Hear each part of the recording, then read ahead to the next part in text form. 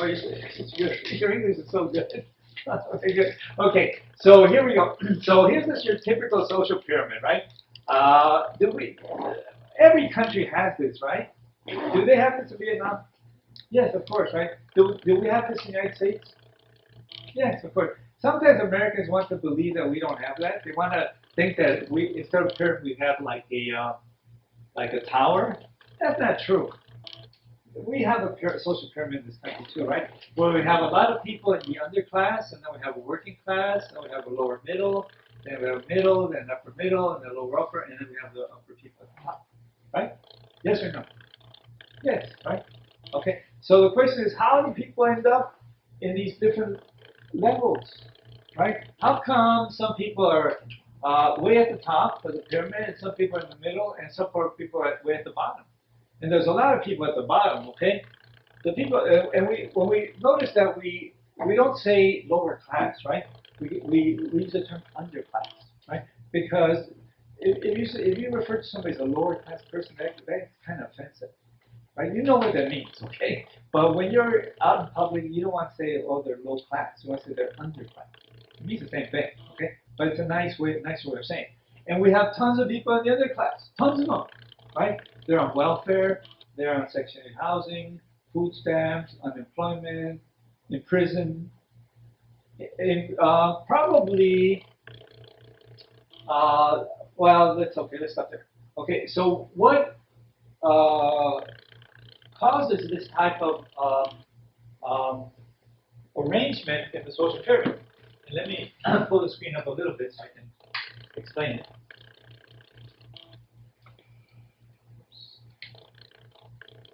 Get this thing to work. There it goes. Okay. Marker disappeared. Oh, I gave it to you. That's why. I think, where did the markers go? It disappeared. Okay, let me get the marker back. Okay.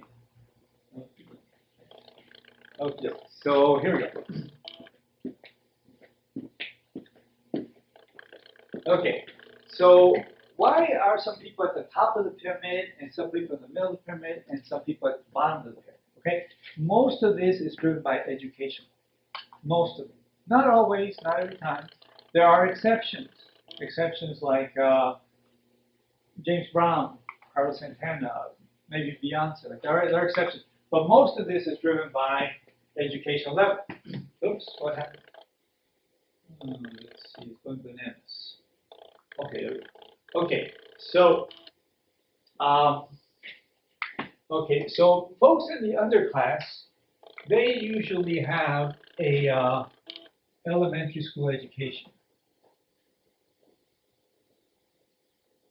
Okay, meaning they have like kindergarten, first grade, second grade, maybe sixth grade.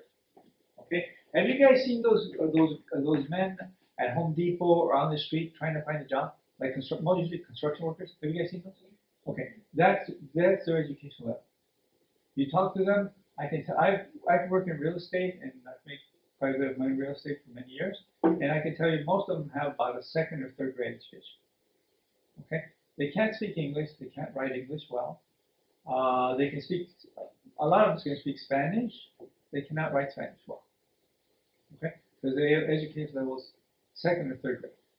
Okay, elementary school level. That's why they're there. And those jobs are not good jobs. Okay, think about it. Let's say you're a construction worker. Would you like to be out here in this weather right now working full time? Would you like that? Do you think it'd be fun?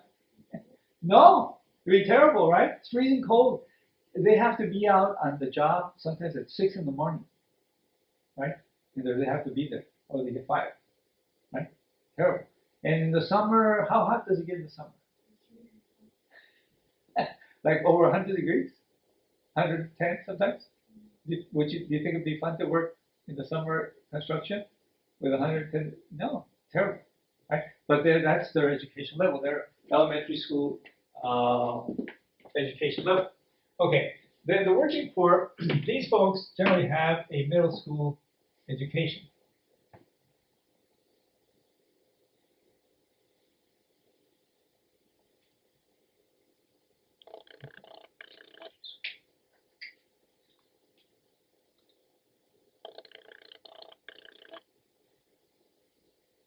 Okay, so they have maybe 7th grade or 8th grade or 9th grade education, and now their English is good enough to where they can go to usually a factory, and they can fill out an application in English, and they can sit for an interview, and they can pass the interview, right?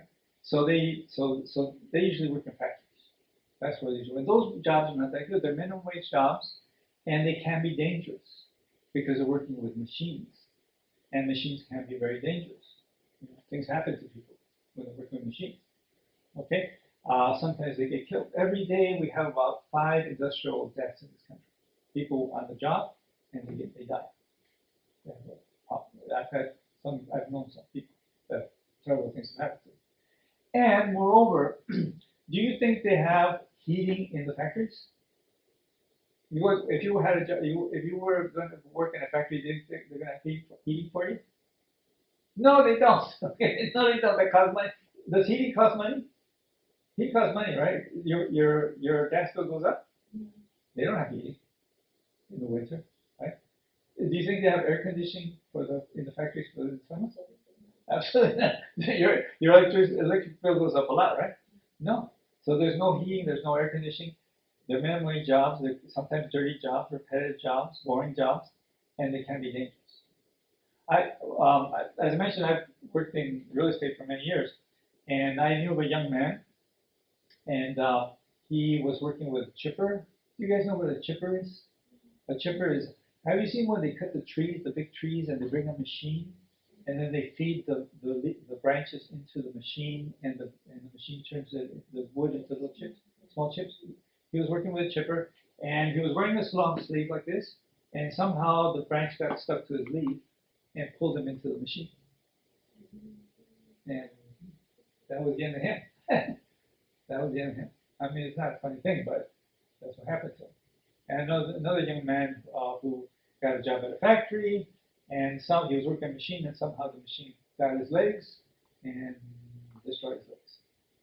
Okay, so these are not good jobs, not good jobs, and they can be dangerous. Okay, the next level up are the working class folks, and these people usually have a high school education.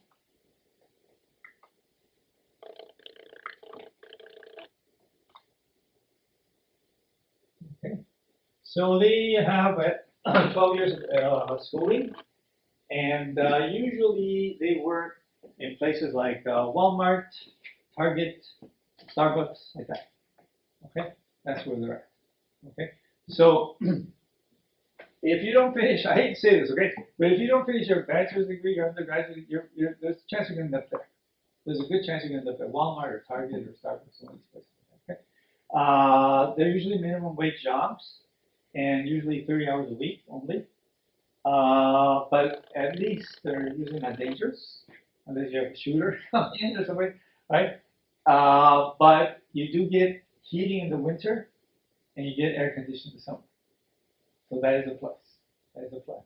Okay, they're not the best jobs in the world, but you do have some. There are some benefits to them. Okay, so those are the working class folks. Okay, let's talk about the lower middle folks. These people usually have some type of certificate.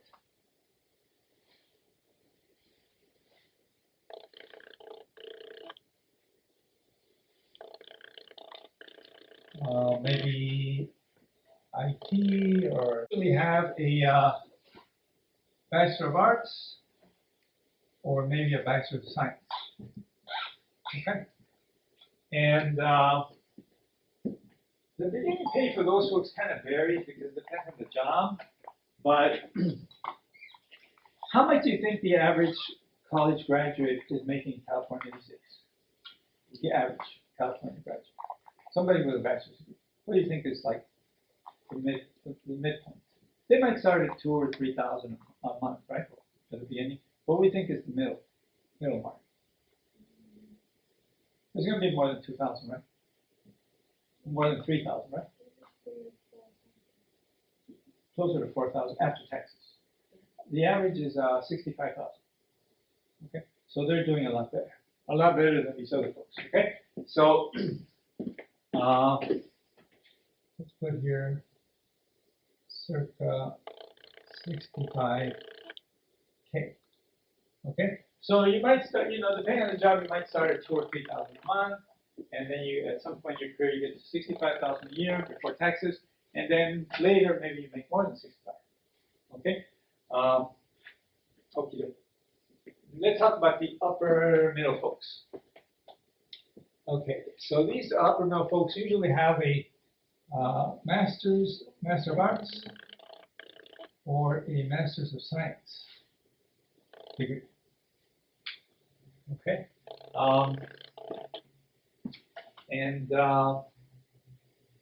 or they might have an MBA. Let's include the MBA people.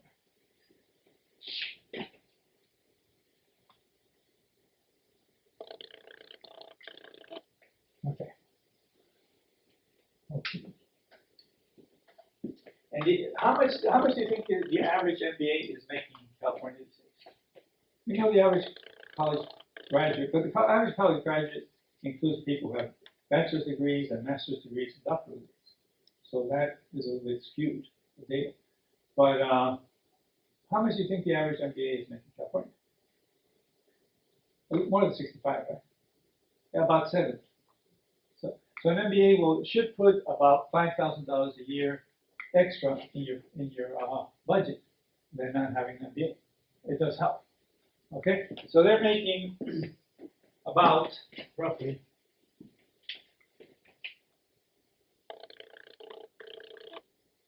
$70,000 or more. Okay, that's the way it works. Okay. Any questions so far? So far, so good. Okay. So now let's talk about the upper class, the upper level, upper class folks. Okay. If you want to be in the upper class of this society, you probably need a doctoral degree, okay, of some type.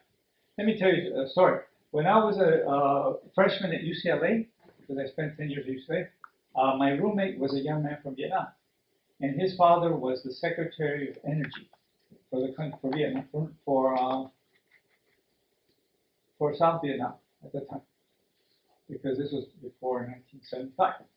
And this young man who was my roommate from Vietnam, he told me, I was 18, he was I think 20, and he tells me, look if you don't have a doctoral degree, you're nothing. Okay, so he's just a young kid, and he already knew that the people running the society are the people with doctoral degrees. Okay, so the people, so what are the doctoral degrees? Okay, so the first one is that we can talk about is an MD. Okay, what's an MD?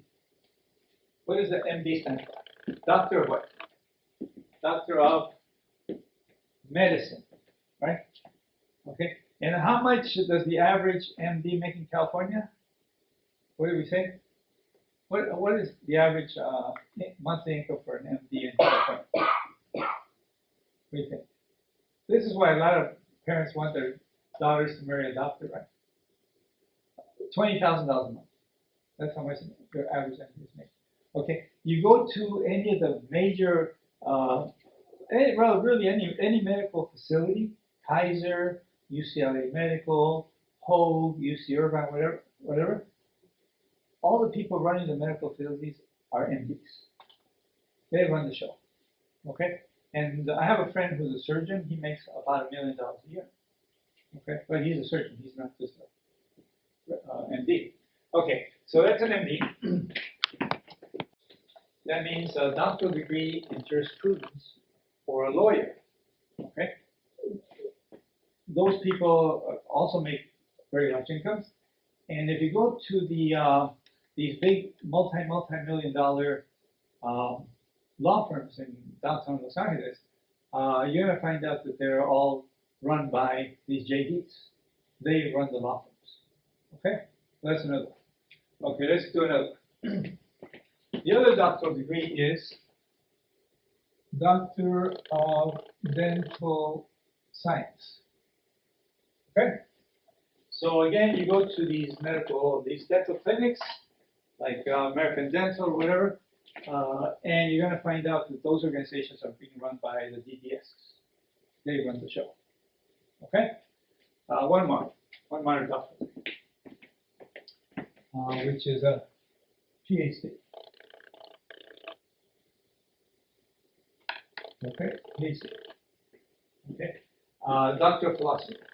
If you go to any of the major colleges or universities, including ours, the universities are all run by the PhDs, okay, including this one. Okay, the president of our college is Dr. Kim. The vice president is Dr. Ellen Lee, and the dean of business is Dr. Alfalak. Okay, and the chief academic officer, Dr. Hayden. Okay, okay. So that's the way it works. That's the way it works. But what's important for you to to realize is that where you land in the social pyramid is probably going to be driven by your education level. Okay. So if you don't finish your college degree, okay, you're probably going to end up in the lower middle group here. Probably. Not always. There are exceptions, but probably. Okay. If you finish your bachelor's degree, you will probably end up in the middle group, right? Making, say, around $60,000 to $70,000. Okay, and maybe you can do better than that, but it's not going to be easy to do better than that. Okay, because that's the way this works. Okay, so why is there such a big emphasis on education? Why don't they just like choose the good-looking people? Let's give the big jobs and the big money to the best-looking people. Why don't they do that, right? Why did they decide based on education? We're going to give the best jobs to the most educated people. Why? Because why? What is running the world? Looks or intelligence? What runs this world? Like who do you, for example, who do you think develops the nuclear weapons, submarines, airplanes, technology? The intelligent people or the good-looking people? The intelligent people, right? Right? Everything is driven by the human mind, right? It's what runs everything. The airplanes, the jets, the boats, your smartphone. Okay? It's the human intelligence, right? For example, what's the biggest animal on the planet? What's the biggest animal on the planet? Elephant. Okay, so elephant is a lot bigger than us, right? Actually, a whale. What is that? The whale. Oh, whale. Okay, whale. Well, okay, but that's in the sea. I'm talking about on land. On land is the elephant, right? Okay, the elephant's a lot bigger than you, right? A lot stronger than you, right? Elephant could crush a human being, right? But does the elephant control us or we control the elephants? Okay, how come we control the elephants if they're so much bigger and stronger than us? Because we have what?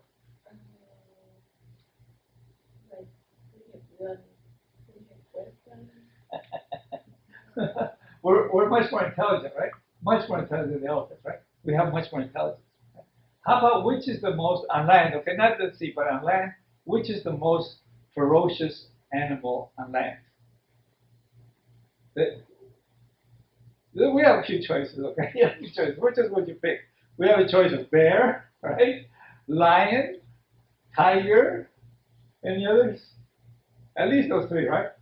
Would you be willing to get into a cage, say about this size, with a bear, a lion, or a tiger? Would you be willing to do that and fight them? No, right? No. Okay, but obviously the bears, the lions, and the tigers are much stronger than us, right? Much more dangerous than we are. But do they control us or we control them? We control them. And again, why? Because what? Because we have the better what? We have the better brain.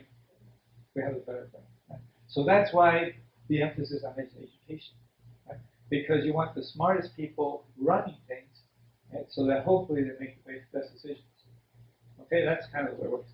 Now, that's not completely true, okay? That's generally the idea. But the counter argument is that who do you think has a better chance of going to Harvard or Stanford or getting a doctorate degree?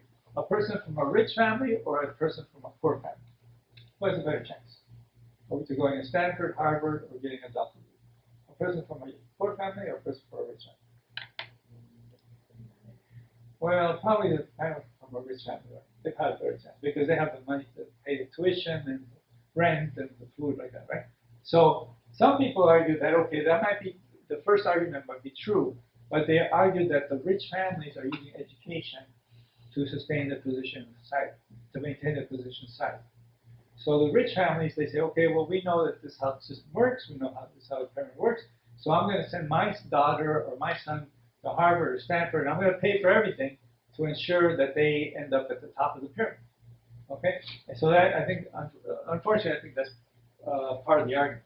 But that's how it works. Okay, again, where you end up in the social pyramid is going to be, to a great extent, determined by your education level, for most people. Okay, let's keep on. I'm not sure which slide. Okay, slide number 7. Okay, so this slide, let's see, let's ask Sue. Sue, can you read us the, oops, let me lower the screen first.